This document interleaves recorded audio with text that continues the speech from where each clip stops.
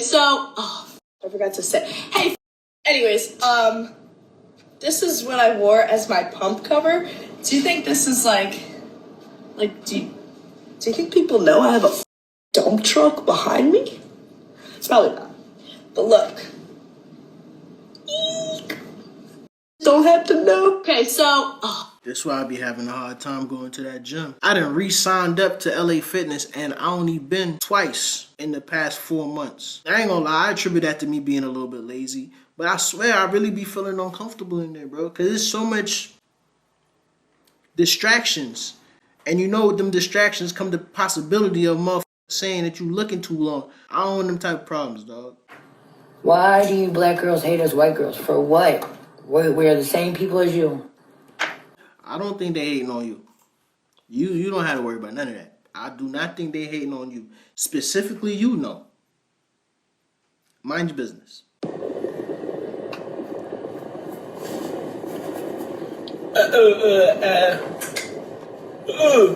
Man shows how to cross a checkpoint without a problem.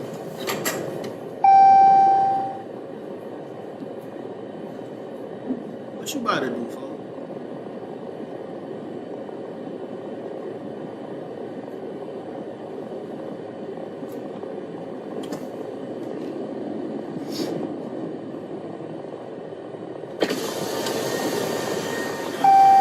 U.S. citizen? Is the window go down? Where are we headed today? We'll go. Oh, okay. Thank you. Good.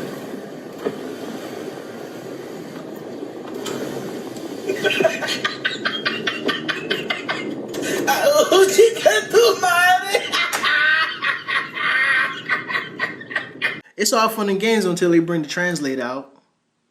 Yeah. Then you screwed.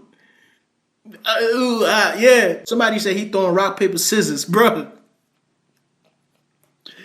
This is a random thought. Yo, why poverty in New York looks so different? Like, I remember being a kid and just being confused. Like, as a child, I used to deadass be mad at my mother, not understanding, like, yo, how we live in a house, but, like, I can't get the new Montclair. Like, but my friend lived in the project.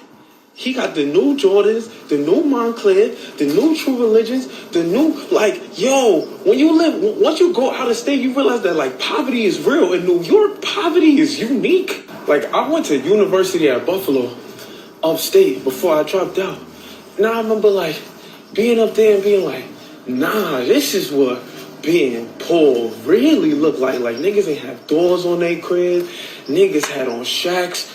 Yo, bro, when I first came to Georgia, and my wife went to Clark, Atlanta, right? So she used to come to my dorms, and I used to get my boy Jasper's car, and I used to drop her back off on campus. But to get to campus, you have to go through the hood, right?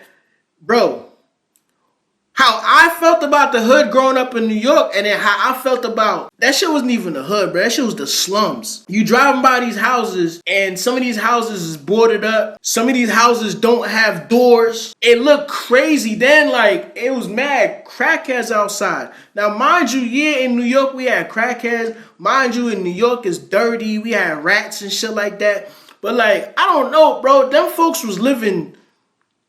They was living crazy. To see people actually just chilling outside houses, it didn't look like they had no electricity. Now, the wild thing about that, if you're from Atlanta, you're from Georgia, Atlanta, we're going to say Atlanta, right? You know, the hood is right here, and literally like 2 minutes away, probably like a 5-minute walk, all these rich-ass apartments.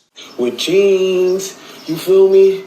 But, like, in New York, to be broke in $1,000 outfit. Facts. People had Balenciaga sneakers on and had no money for their Metro card. Facts. Like, why are we so sick in the head? Like, why I gotta eat Frank and beans for dinner, but you gonna give me the new Jordans on Friday? Like, why is it fly over full? Like, I don't get it.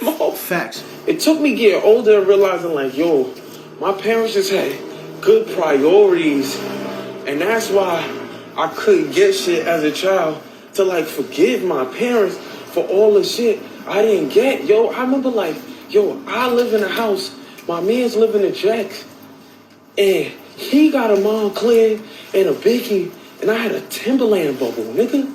A Timberland bubble. Like, played me for weeks for my Timberland bubble. That shit was $14. $14 Timberland bubble. And my man's who, yo, growing up in New York, poverty just don't look the same. Like, people be sleeping on the floor in the Marys. Facts. Man, that's just my thought of the day. Granted, me and my pops have gone back and forth about this, about how I used to go to school looking like a bum or whatever. All right, whatever. It is what it is, right? But what I would say, and I'm always going to give my parents credit for this, right? I used to go to school and I used to get flamed for my outfits. It was kids in there that had every Jordan that came out for the year. Every Jordan, right? What I didn't know was, yo, these niggas live in the projects. It wasn't until like I probably went to high school. Now I start going to people's houses and stuff like that. I'm like, yo, hold on, bro. You fly as hell in school, but you live in the projects. And your crib look crazy. Not all of them, though. Not everybody. Because my man Ty lived in the hood, but my man Ty, his crib was fly and he was fly. I will say that. His moms kept him. But it was other moms that was like, nah. Y'all priorities is messed up.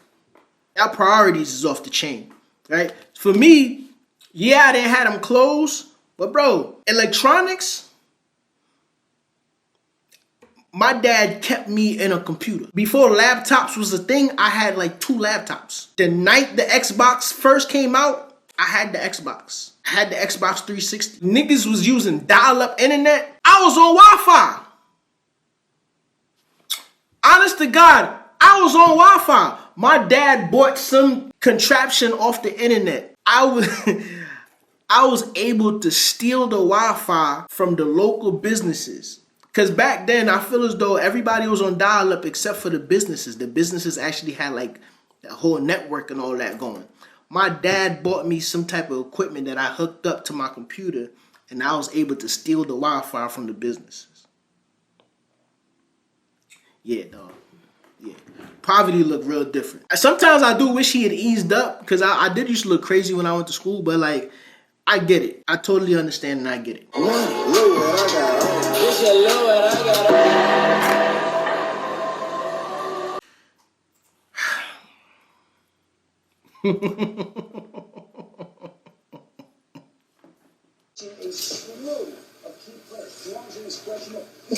Let me stop playing.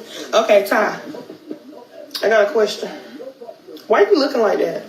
Like what? Anyway, okay, so if Jesus came back today and he said, you was going to heaven with him, but I'm going to hell, but he asked you, would you trade places with me? Would you do it?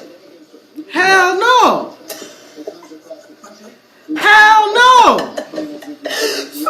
Bro, y'all be coming up with these questions. Hell no! If Jesus came down here and he taking me to heaven, I'm not trading places with your ass. That's eternity. Let me tell you something. Eternity is a long time. If I get locked up right now for 10 years, it's probably going to take you a couple months before you get out. So you expect me to give my space up there? And please, bitch. What? You better ask for forgiveness. Imagine you watching all my videos, laughing your ass off, but you still ain't subscribed. You got commitment issues, dog. It's free. It is free for you to subscribe and hit the notification bell. That way, YouTube not going to control when or how you see my videos. Come on, people. What's going on? What are you waiting for? I ain't begging. I'm asking nicely. Don't make me ask you again. What I just pulled up to at my son's karate. Brand new donation boxes that are for profit. HR is the owner of this unit. They make a guaranteed monthly royalty payment to the name on the front of the unit. That's when it says like a certain cancer. I don't see a specific name yet on this one. The clothes in this bin will be sold to entities that purchase used clothing. Anything collected will be sold for reuse. Why?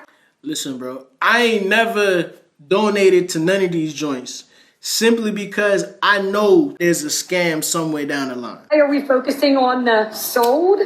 Because these images, especially like this, benefits local charities, is marketing. It is meant for you as the consumer to think, oh, that big green box, that's going to people that need it. Let's donate there.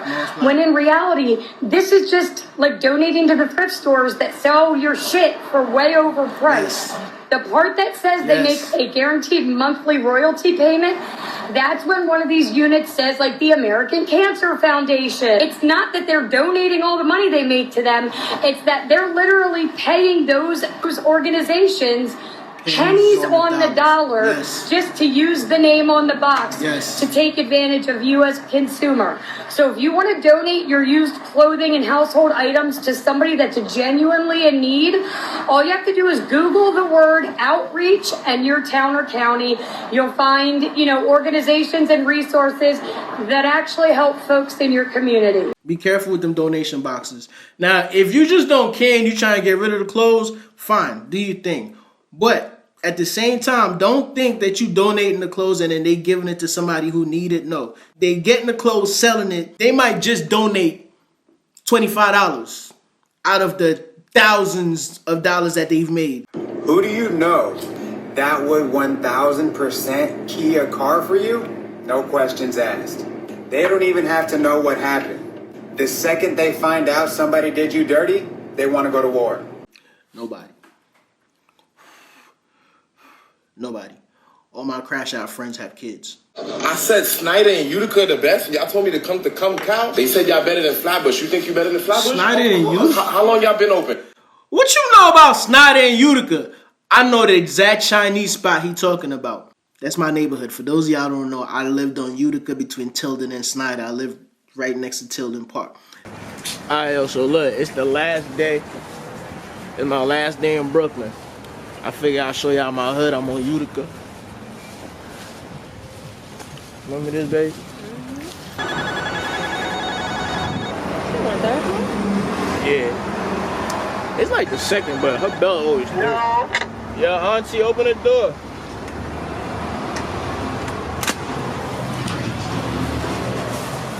There's a Chinese spot that has been there since I was probably in junior high school. And let me tell y'all something. They done burnt this spot down about 5 or 6 times. And every time they rebuild this spot, they come back stronger. You ain't never had Chinese food until you taste that Chinese food on Utica and Snyder. I promise you. We've been over 49 years. Gonna be 50 years. 50 years? Yeah. Damn. Yeah. Y'all cut up all the chicken, boy. Ain't no more chicken. I think you better than Snyder and Utica.